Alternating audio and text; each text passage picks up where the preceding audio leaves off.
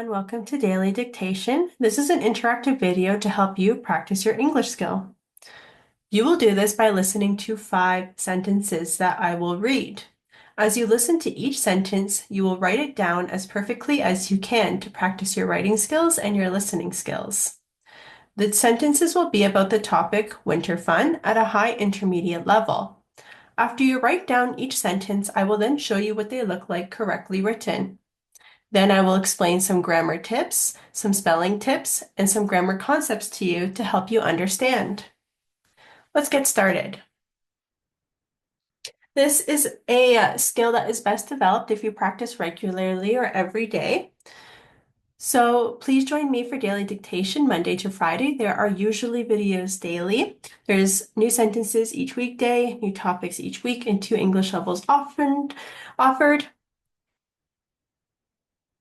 Instructions for this activity: you will need a blank piece of paper and a pencil. 5 sentences will be read. Each sentence will be read 3 times and 1 more time at the end. You have to write down each sentence to the best of your ability, and you will use your listening skills to do this. Try your best to apply the correct spelling, punctuation, and capitalization to each sentence. You're going to see numbers 1 to 5 on the screen. Each number represents a different sentence that will be read. We'll start with sentence number 1. Number 1. The wind chill grew stronger as the icicles formed on the roof.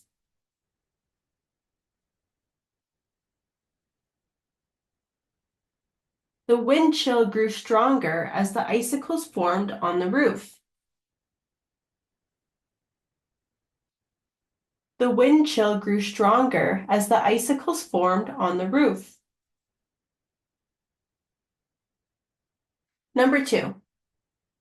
Animals that hibernate stay safe when an avalanche occurs.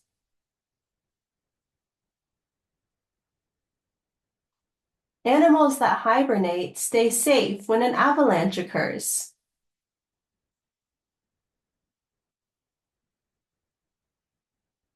Animals that hibernate stay safe when an avalanche occurs.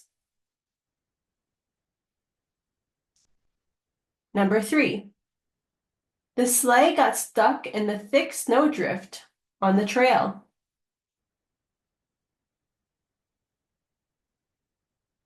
The sleigh got stuck in the thick snowdrift on the trail.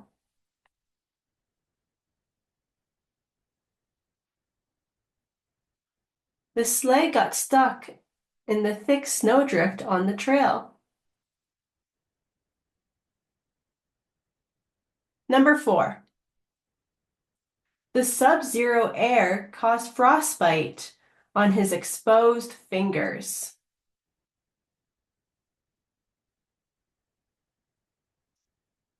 The sub-zero air caused frostbite on his exposed fingers.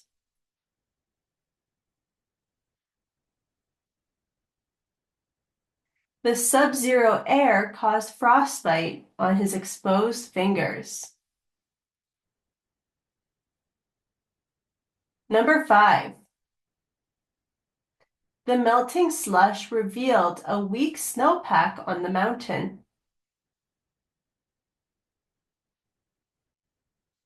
The melting slush revealed a weak snowpack on the mountain.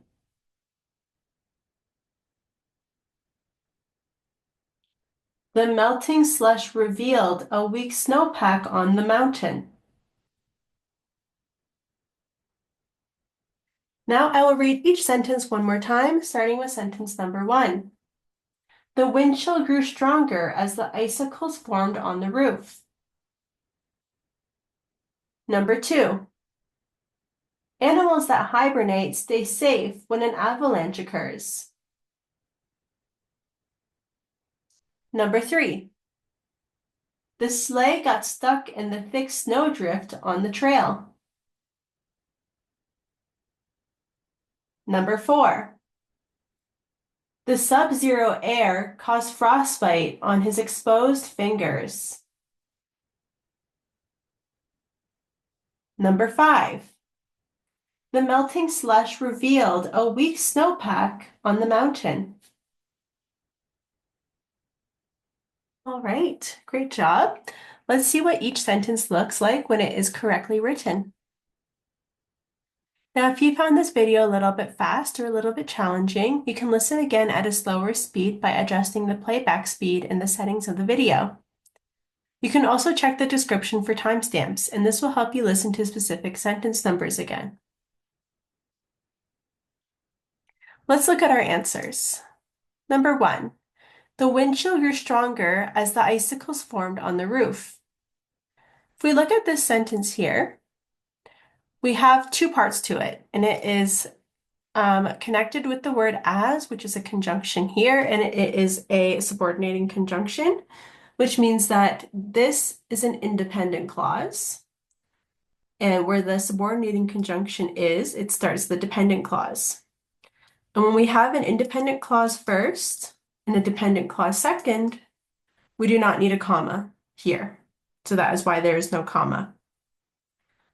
As far as the verbs go, they are both consistent because they're both in simple past form.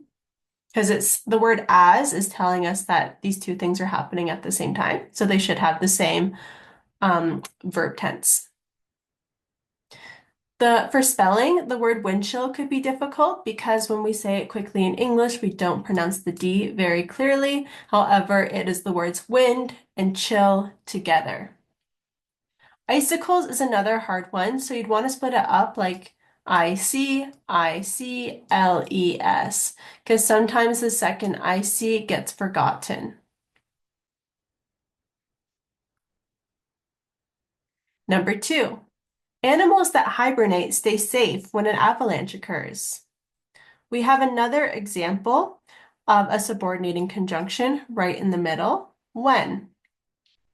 And so we have the exact same kind of structure or format, where we have the independent clause here, and then starting with the subordinating conjunction when, we have a dependent clause. So that's why there's no comma. Hibernate might be a new word, but it's exactly how it sounds. Avalanche is a little bit difficult because you can't hear this E at the end. So you're going to want to say avalanche and really memorize this E at the end. Number 3, the sleigh got stuck in the thick snowdrift on the trail. For this one, the sleigh is a subject and then got stuck. This is a really common collocation in English. A collocation is two words in English that always go together or frequently go together. Another example is pay attention. And then we're using a lot of prepositions here. So in is one preposition to tell us where the sleigh got stuck, the thick snowdrift. And then on tells us where is the thick snowdrift on the trail. In terms of spelling, both of these words can be a little bit difficult. The first thing for snowdrift is you really want to remember it is only one word. It is a compound word. So snow and drift go together and make one because it is one thing. Sleigh is very difficult because it has a lot of silent letters and it's not really spelt how it sounds. The two first letters are easy to sound out, but the order of these vowels can be a little bit tricky, and remembering the GH is hard because it's silent. So if you got this word wrong, practice it a little bit more. Number 4, the sub-zero air caused frostbite on his exposed fingers. Here, sub-zero is used as an adjective to describe the air, which is a noun, and also the subject of the sentence. Caused is the verb in simple past, and frostbite is a noun, and it is a consequence of having really cold air. It's a medical condition. Frostbite is difficult for spelling because you don't hear the T very clearly when this word is said really quickly, but it is the compound word of frost and bite together. And then exposed is an adjective here, and fingers is a noun. We do have a possessive adjective here to show whose fingers were exposed. Finally, number 5. The melting slush revealed a weak snowpack on the mountain. So the melting slush, this is the subject of the sentence, slush. Um, and revealed is the verb. A weak snowpack is the object. And then we have even more context. So we have our preposition on to show us where the snowpack is on the mountain. Mountain might have been a difficult word. You want to split it up. Mountain, like that. That's not how we pronounce it, but it's easy to remember because it has the same ending as maintain. Snowpack, we want to remember, just like snowdrift and wind chill, it is two words put together as one word. So you want to remember that this is one word, even though snow is a word by itself and pack is a word by itself. So that is a little bit of information about how you can spell these words a little bit more easily and some of the words that we're focusing on this week, as well as a little bit of grammar. These bold words are the words that we're really focusing on. So I'm going to show you a better list of those words.